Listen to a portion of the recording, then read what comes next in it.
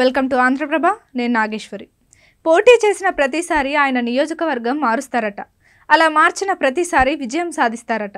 ఈసారి కూడా నియోజకవర్గం మార్చిన ఆయనకు ఇప్పుడు కూడా అదే సెంటిమెంట్ కలిసి వస్తుందా, లేక స్థానిక పరిస్థితులు బ్రేక్ వేస్తాయా? ప్రస్తుతం ఆయన పోటీ చేస్తున్న స్థానంలో పార్టీ ఆవిర్భావం నుంచి ఆ పార్టీ అభ్యర్థులు గెలిచిందే లేదు.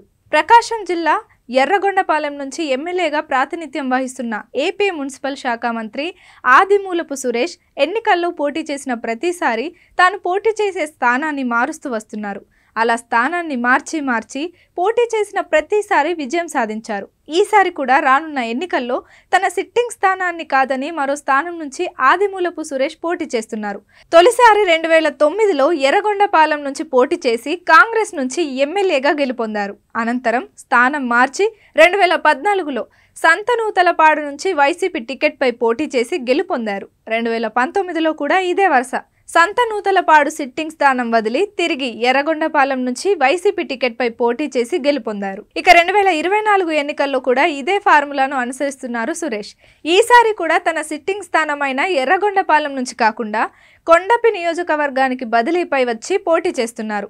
ఇక్కడి నుంచి వైసీపీ టికెట్పై పోటీ చేస్తున్నారు. తాను అసెంబ్లీ స్థానాలను మార్చి పోటీ చేసిన 3 సార్లు ఆదిమూలపు సురేష్ గెలుపొందారు. ఈసారి కూడా కొండపి నుంచి గెలుపొందుతారని ధీమాతో ఉన్నారు. ప్రకాశం జిల్లా కొండపి నియోజకవర్గం మొదటి నుంచి వైసీపీకి కొరకరాని కొయ్యగానే ఉంది. వైసీపీ ఆవిర్భావం తర్వాత ఇక్కడ పోటీ చేసిన 2 సార్లు ఆ పార్టీ అభ్యర్థులు ఓడిపోయారు.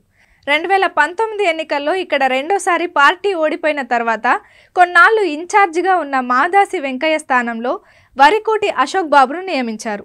ఆయనకు కూడా స్వంత పార్టీ నేతల నుంచే వ్యతిరేకత వ్యక్తం కావడం, నియోజకవర్గాల మార్పులు చేర్పులు కారణంగా అశోక్ బాబును బాపట్ల జిల్లా వేమూరుకు పంపించి కొండపిలో మంత్రి ఆదిమూలపు సురేష్ను రీప్లేస్ చేశారు. కొండపి నియోజకవర్గంలో 2014, 2019 ఎన్నికల్లో ఇక్కడ వైసీపీ అభ్యర్థులు వరుస పరాజయాల పాలయ్యారు.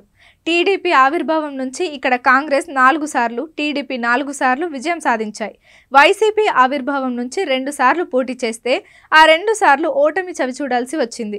2009లో ఈ నియోజకవర్గం ఎస్సీ రిజర్వ్గా మారింది. ఈ నియోజకవర్గంలో మొత్తం ఓటర్లు 2,34,675 మంది ఓటర్లు ఉన్నారు.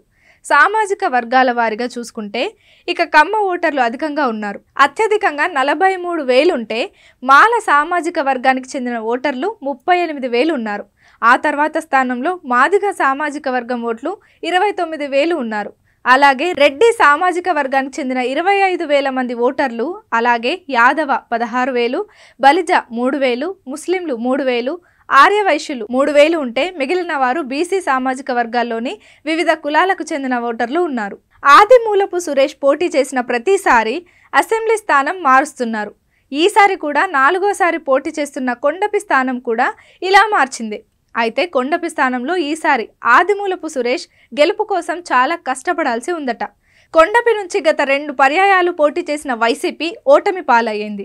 ఇలాంటి స్థానం నుంచి ఈసారి పోటీ చేస్తున్న వైసీపీ అభ్యర్థి ఆదిమూలపు సురేష్కు ఈసారి పోటీ కత్తి మీద సాముల మారనుందట. టీడీపీకి కంచుకోటగా ఉన్న కొండపి కోటలో పాగా వేయాలంటే వైసీపీకి అంత సులువేమీ కాదట.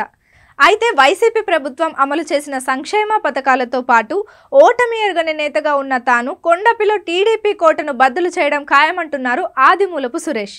అంతేకాకుండా ఎలాగో తన సీటు మార్పు సెంటిమెంట్ ఇక్కడ కూడా వర్కౌట్ అవుతుందనుకుంటున్నారట. మరి కొండపి ప్రజలు ఏమంటారో వేచి చూడాల్సిందే.